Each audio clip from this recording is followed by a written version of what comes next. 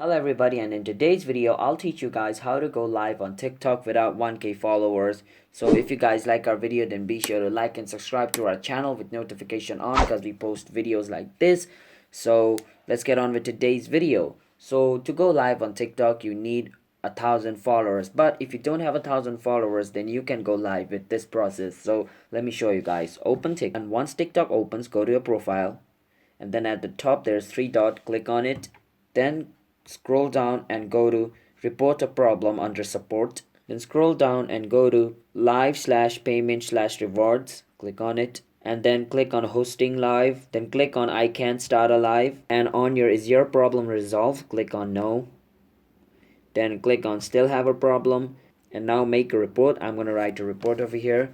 So you can write this: hi, I used to go live in the past but now I can't, and my fans really want me to go live, dot thank you, and press on report. And after sending this report, the staff on TikTok will view it, and then in about 2 or 3 days you would be able to go live even if you don't have 1,000 followers. So if you guys found this video helpful, then be sure to like and subscribe with notification on, and comment down below what type of video we should make next. And I'm signing out. Have a nice day everybody. Peace out.